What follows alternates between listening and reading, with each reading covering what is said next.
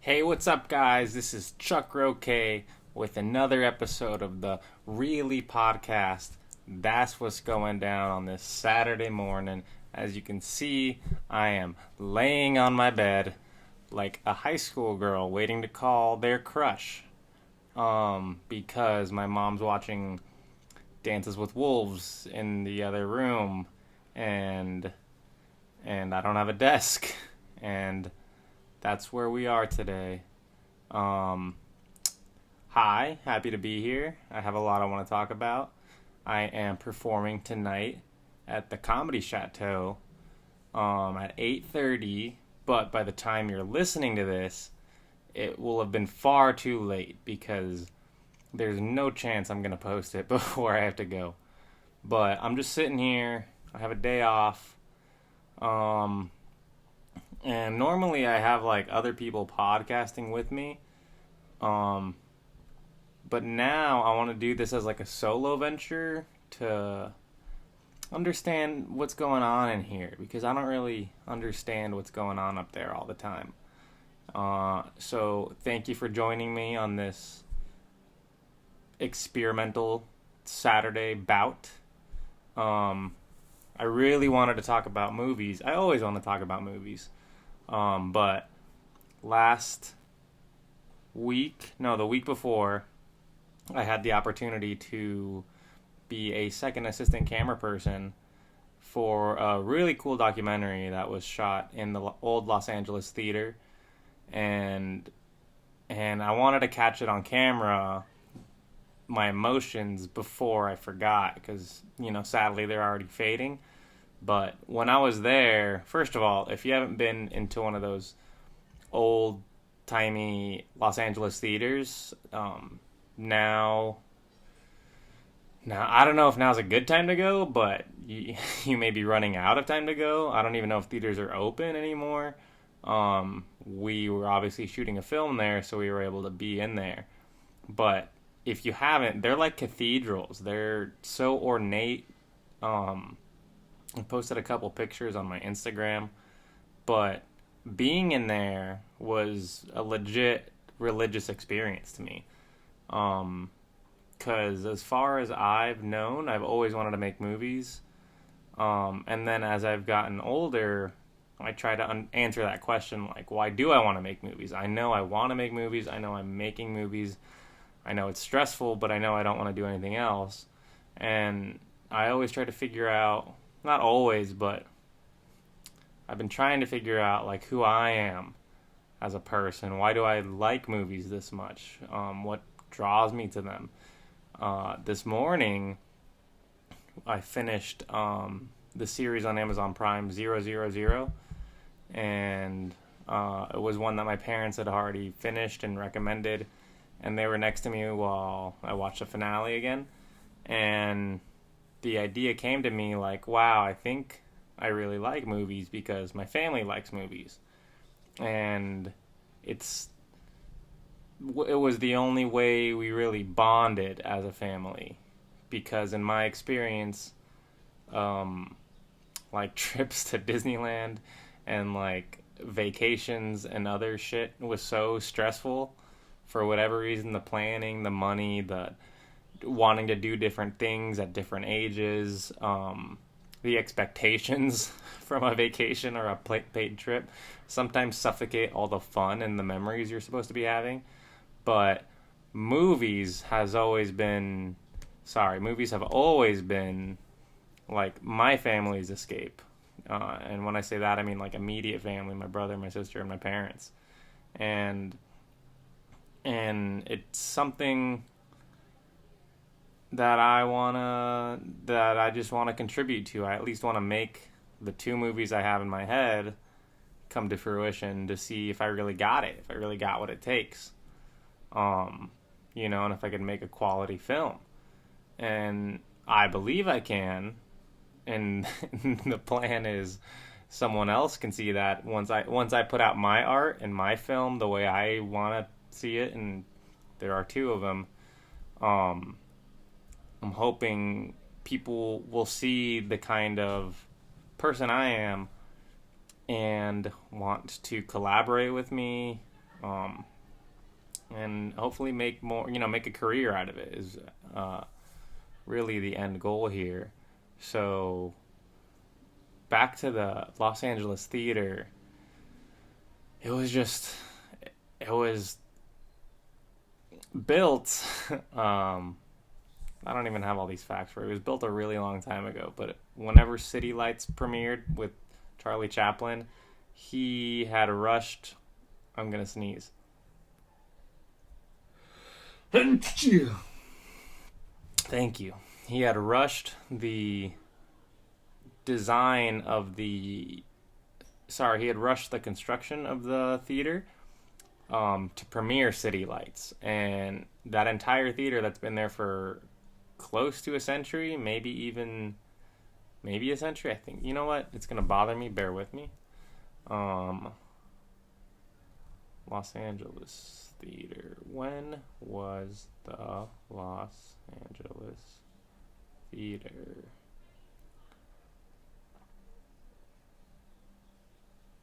1931. So almost there. It's gonna be. It's 90. It's 90 years old. That's kind of crazy. I'm sure some of you have like family members that old, possibly. I don't think I do, but maybe you can ask them about if they were in Los Angeles at the time. But 90 years ago, they made this theater in 6 months. This cathedral-esque theater. And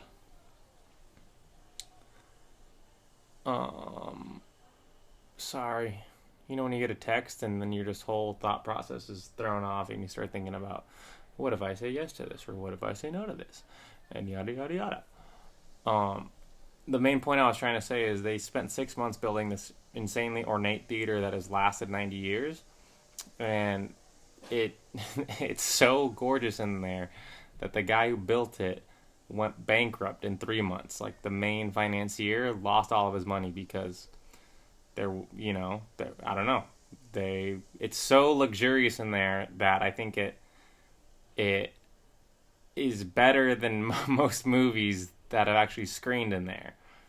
And it's interesting because when you're in there, and it does look like, there's like cherubs carved in wood, there's like dramatic faces everywhere, there's like booths, there's balconies and stuff. It makes you wonder, at some point, film was elevated to this like high level of storytelling, and in recent years, it is just degraded. And now I'm talking to a lot of people who they're not even fans of film, and they're more about TV and all that, and it's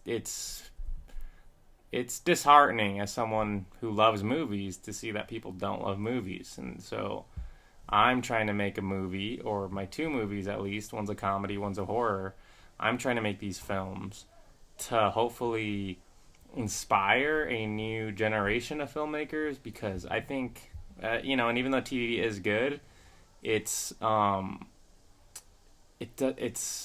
inhuman. And I don't want to say inhuman, because I'm sure there's great TV that humanizes and shit. I'm sure This Is Us is like an amazing show, but I have always liked the communal aspect of movies, and people have heard me say this before, but my favorite thing about leaving a good movie was like all the buzz that the theater had once you left. Like The Dark Knight, when I went there on like opening weekend years ago, I just remember everyone talking about it after, like in the lobby. It's not like we're all talking together either. You're just kind of talking to the people you went with. But you could feel that energy. You could hear people bringing up other characters. You could hear people bringing up plot twists or their favorite parts or the soundtrack or whatever. And like, it was a shared, 2-hour experience. That you were in there with other people you've never met, never gonna get their name, probably didn't recognize besides your, the group that you went with, but you were all on board to watch, to pay, not only watch, but to pay to watch, to go out of your way to pay to watch, and in recent years, Hollywood has just sucked it's been so bad. Even now in 2021, still like there's great like art that was nominated for the Oscars, but it's a lot of trash. Like they picked the best of trash, but it was still a lot of trash. You know, it wasn't. There hasn't been another Dark Knight. There hasn't been another Mad Max. There hasn't been. Um, I don't know. Those are maybe I'm like more big. I like a big budget film that has brain, that knows how to use its special effects, and doesn't waste time. And and is trying to say something important. Mad Max is very clearly that type of movie, but Uncut Gems. That is another film. Before I get lost in the woods here, um, I think the Safdie brothers are the only people in today's age that are making movies that really are worth watching. Like I'm big fans of them. There are other ones that are good and I can find things to appreciate, but Uncut Gems and Good Time, I don't think the Safdie brothers have any Oscars. See, so this is why you can't um you can't do that. Let me just reply to this text real quick. This is gonna bother me.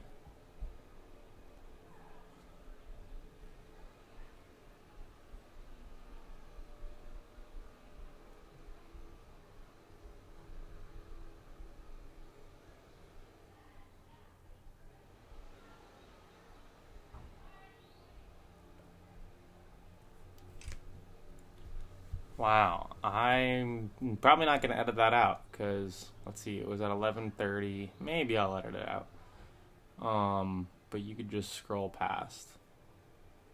Anyway, oh, I didn't even look at the thing. Uncut Gems, Safdie. Let me just type in Safdie Brothers Oscar.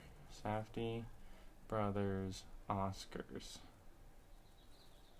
Nope, Benny and Josh Safdie win Best Director for Uncut Gems, and they won Best Director at the Film Independent Spirit Awards, which is cool. I guess that's cooler. Um, but yeah, there's the Oscars seem to be the award for movies, but also they're they're like a political correct contest sometimes. Sometimes they're just not fucking good movies. And when I say not fucking good movies, I mean like The King's Speech. Because that movie is so boring. I don't care about any of those characters. I don't really care about their struggle, though I can relate. And I don't really care about the cinematography, though it's gorgeous, and the story's great and it's well told, but it's so safe. It's so safe and it's so forgettable. And to me, the worst thing a movie could be is forgettable, And I don't know.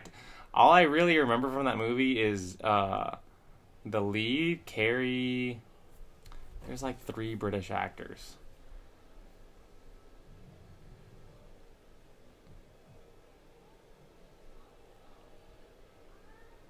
Colin Firth. Colin Firth. Just great actor. Super great actor. Very boring man.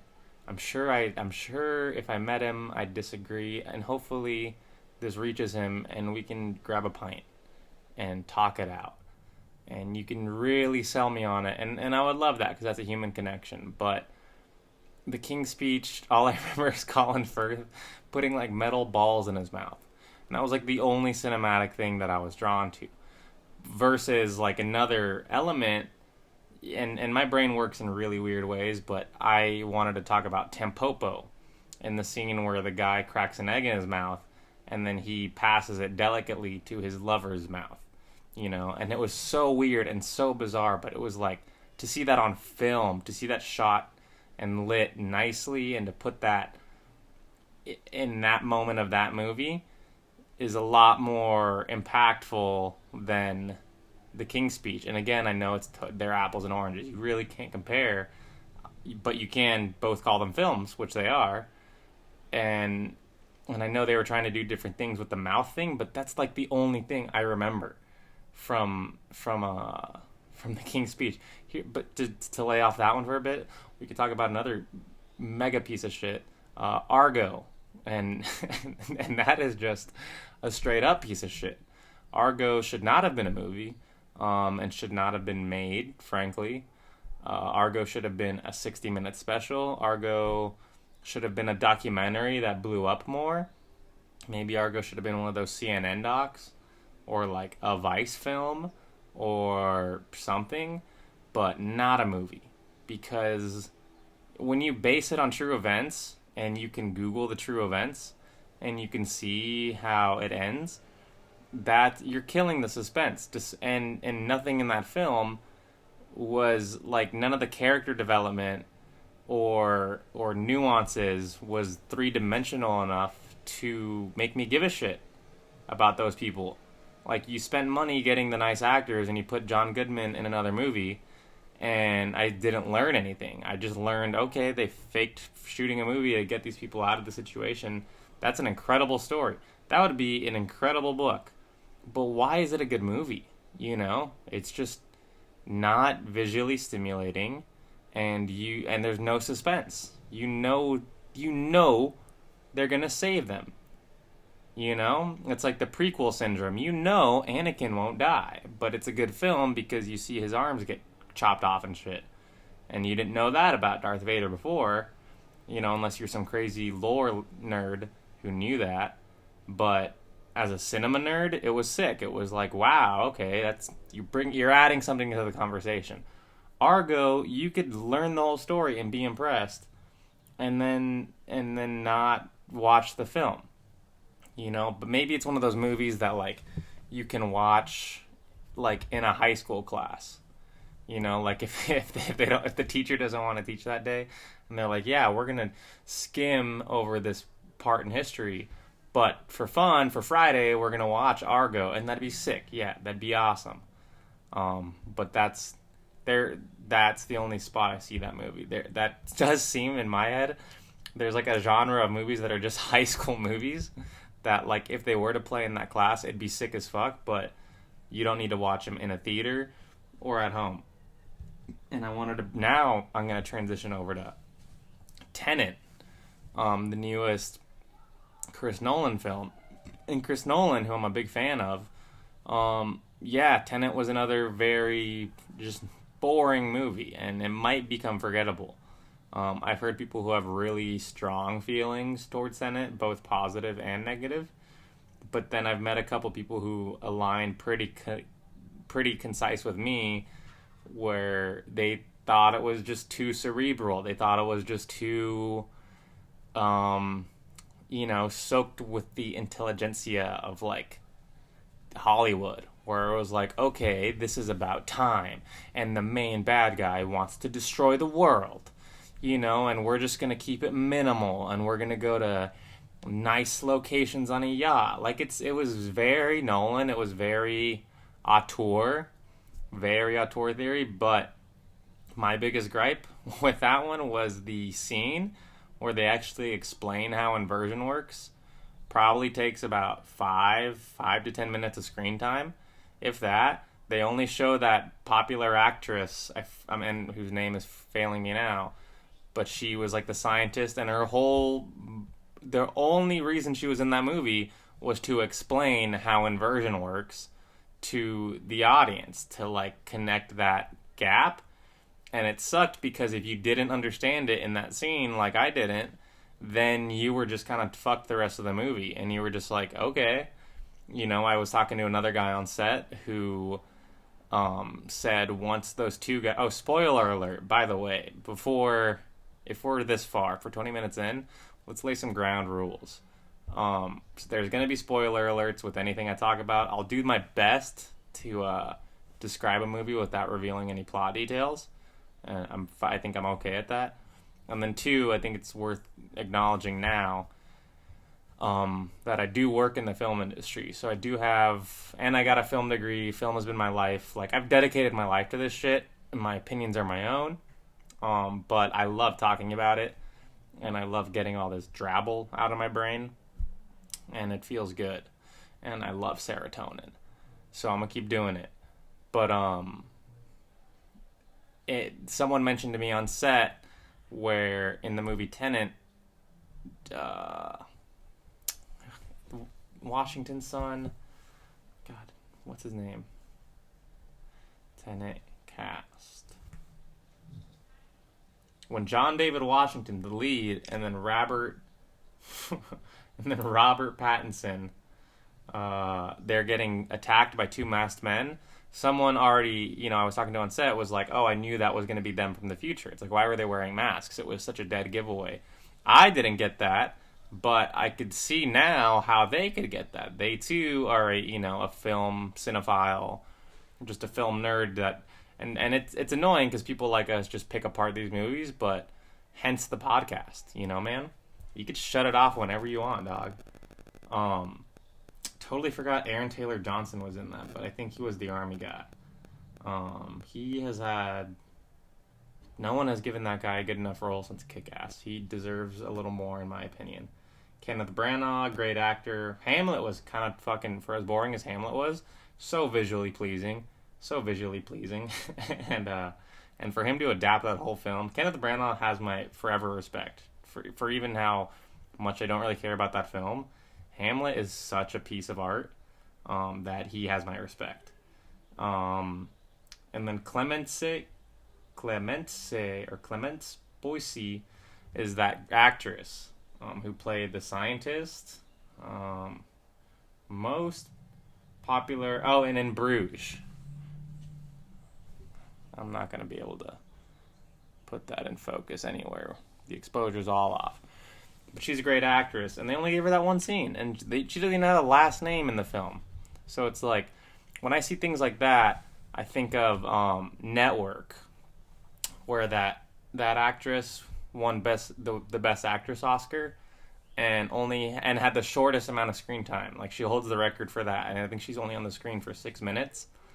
And I'm gonna definitely go into this way further because it's one of the most coolest things in film, but she delivered such a performance in 6 minutes that she won the Oscar for that, and everybody else had far more screen time, but the story and the overall vision was so strong that she played her part to a T, and and unfortunately in Tenet, they didn't give Lucy, a role that she could really sink her teeth into, and the movie itself is very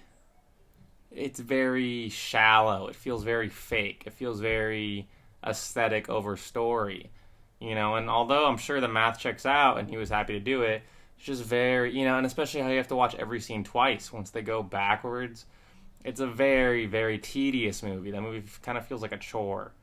I wanna wrap this up in a bit. There's no reason to shit on Shutter Island right now. I'll shit on that later. But anyway, this is the first time I podcasted by myself, so I hope it's going all right. And yeah, I like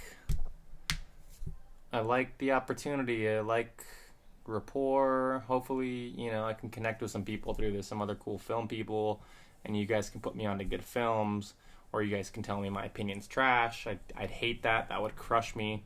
I would be very hurt if you think my opinions on film are incorrect. I'd much rather you send me fan mail being like, wow, that was incredible. You took the words right out of my mouth. I hate Shutter Island too. I also hate Tenet. I don't really hate these movies, but it's just fun. Someone needs to talk about it. Like, even in ZeroZeroZero, the plot, spoiler alert, the plot with the brokers, the Americans, is so boring. It's so unnecessary. I was fighting to not be on my phone during those scenes. And the show as a whole, it did slow down a lot towards the last couple episodes. And it's not saying anything, not trying to say anything negative. Go watch that show. It's amazing. But the power of the first, 3 or 4 episodes was insane. It was so visually stimulating, so...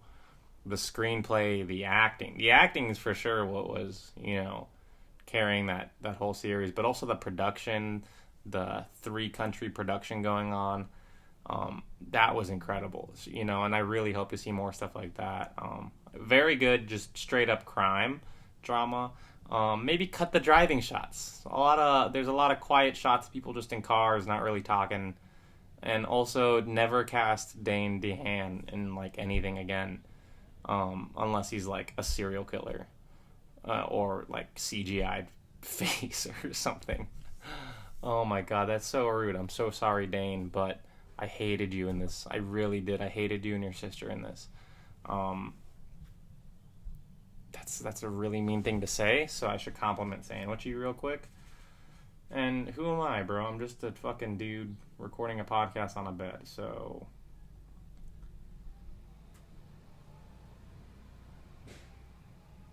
Dane DeHaan. I don't want to go to your... Dane DeHaan. Yeah, you just have a very, scary face. But I think I liked you in The Place Beyond the Pines. Yeah, because that's a good film. The Place Beyond the Pines is a very, very good underrated film. But this is a good little 30-minute thing. I actually really like this visual. It seems comfortable. The only thing is my tummy is hurting now because I'm laying on it. And now for the not filmy part. I wanna get off, but there's something in me that I want to say, and I don't know how to say it, but it has to do with comedy. I want to say, grateful to be doing comedy again. Grateful to be working and getting paid to do comedy and paid to photograph comedy and help out people. That's always cool. Not too stoked to go to LA right now. It's 4:00. The show's at 8:30. I just hate driving to LA, especially since I've done it all week. But because of this free time, I get the podcast. So how do we kill this dead air? I don't know. Anyway,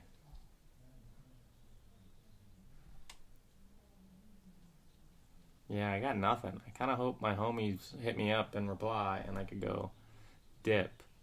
Um, I'm going to watch The Conformist tomorrow. I've decided I'm going to spend the money and watch that film. And I'm probably going to finish The Beach Bum because that was a pretty good feel too. I like a movie that doesn't bend over backwards to please the audience and lets the director, show their stripes. Not show their stripes, but the director paint a vision. The Beach Bum is really, like, right off the bat, I just wanted to put it on this morning to have something to play while me and my parents were chilling. And the visuals and just the flow of The Beach Bum was so comfortable. It was so escapism, and that's really what a movie should be about. You go there and escapism and have fun, like Purple Rose of Cairo, great example. But like, yeah, then when you have other stuff I try not to watch anything that's just so, it started with like torture porn, like the Saw films and Hostel. Like it's not for me. I am not that market. But now as I get older and this country and this life sometimes gets harsher, especially now with COVID and shit, I don't think I know I don't want more negative vibes in my life if I can avoid it. I don't want a story that's just sad or scary for no real reason. I do want some positivity, some humor, and some lightness in it. And that can be told, and there's a way to pull it off, like in a Get Out or something. That's a good way to do that dance. I want to spend more time talking about Them, the show on Amazon Prime, but I would rather dedicate a full episode to that because that's an interesting one. I like the dance between, not dance is the wrong word, but the similarities with the show Them and the movie Us. And even though they are wildly different stories, and I don't think they're affiliated whatsoever, I'm almost positive Jordan Peele has nothing to do with them, but just for posterity, forever in film history, there's going to be a series called, or there's going to be a film called Us that came out a couple years ago, and then a series called Them, and they both focus on the black experience in America.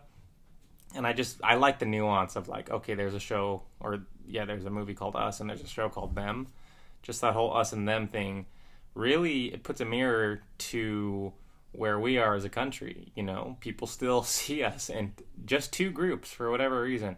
I think people like to do binaries in their head, and I think that's the cause of a lot of unhappiness. People are so stuck on either, okay, you're either good or bad, or you're a failure, or you're successful. But there's so much nuance I'm learning that, like, you could fuck up.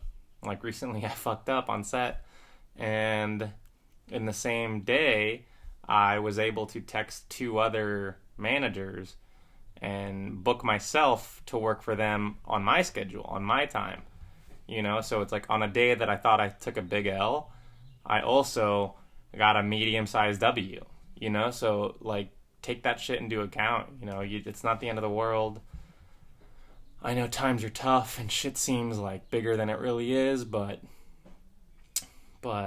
you know, just do what you can, do what you love. I like talking about film. Oh my god, I'm spasming. I don't know why I'm spasming right now. I like talking about film, and I like telling jokes, and I like taking pictures, and I like making movies and thinking about movies and collaborating with my friends about movies. And then I like watching movies, and then I like chilling and playing Rocket League sometimes. And sometimes I like to just be on my phone and just phone out. Sometimes I like to go to the gym and get a good workout in. And I always like to smoke weed. That usually makes my days better. And it calms my temper. And yeah. And I'm really bad with using my weekends to get shit done. I should probably do laundry tomorrow, which is for sure. But goddamn, if anyone out there knows a good cat groomer, I need to get my cat a haircut, and I need that furminator. I need that second layer of fur gone, and then I also need his nails trimmed, and I also need you to do it for less than $80. So let's see who can hold out longer, bro. You want this $80 or not, son? Yeah, I like hanging out with my cat and my dog. And sometimes I like to read. But yeah, it's hard for me to stay still, you know? It's hard for me to, like, not be creating. Because even when and I really don't create a lot, like this is episode 2. Actually, I've made a lot of podcast episodes, but I've never done it consistently. So this is the second consistent one, I think. But even when I'm not doing something, when I'm not actively on a task or a mission or creating or in that mind space, I do feel odd. I feel like it's hard for me to do nothing, and that might be a symptom of America. You know, I have this working joke that, like, living here is just like a job. I mean, living here is a job. It feels like it's so intense some days. It's such a grind, and we're surrounded by bad news and zero hope, and it's pretty shitty, but I'm happy, if that makes sense. And yeah, and then I miss a lot of people, and I don't know how to spend time by myself sometimes. So this is an outlet for that. Trying to get deeper in this old noggin of mine, trying to find peace. But at least my teeth are white and I look pretty decent today, so we got that going for me. And I'm actually pretty fucking proud of myself for doing the second episode. I'm sorry if it was all shaky before. I'm on my bed. I'll try and get like a sturdier stand or something for this, or next time hopefully I'll do it again at the living room or somewhere. But I really like this quality. I like this image quality and the sound quality. So hey, you got that going for you. If you don't like what I'm saying, at least it sounds nice and it looks pretty good too. But that's it for me. I kind of want to wrap it up because my stomach hurts still. Thanks for listening. I'm Chuck Roque. This is the Reely podcast, and please believe in yourself and go make some art today, and go try and make somebody smile today, and go do something. Go do the fifth thing on your list that you've been putting off. Stop going through the motions.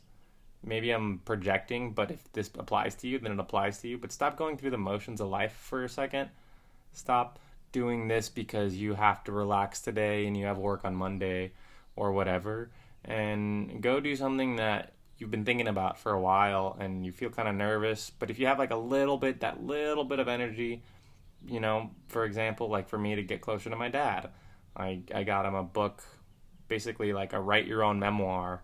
It gives you guidelines on how to write your own memoir.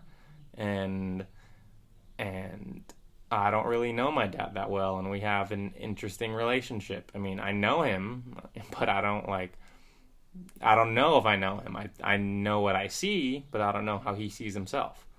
And I'm interested in learning that. So I gave him that copy. I gifted my mom a copy for her birthday, and then I also... It was like, there's like a whole father-son thing. It's hard for fathers and sons to really talk, I think. I don't know why that is. Maybe machismo. But today, when I had some free time, I actually focused on going into his room and handing him the book and telling him what it was and if he was interested, and he accepted. And thankfully, because he's not like a writer, he doesn't like to write, and his handwriting's pretty awful. I was going to offer to like ask him the questions and I could fill it in myself. But thankfully he took the torch and he's like, yeah, I'll fill it out. And I hope he does.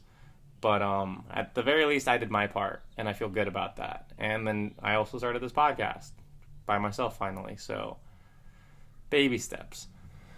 So like I said, if you're still listening, you're a real fan. I really appreciate you. This is Reely, and I'm Chuck Roque. That beep means I gotta go. So have a good rest of your day. And yeah, spread love.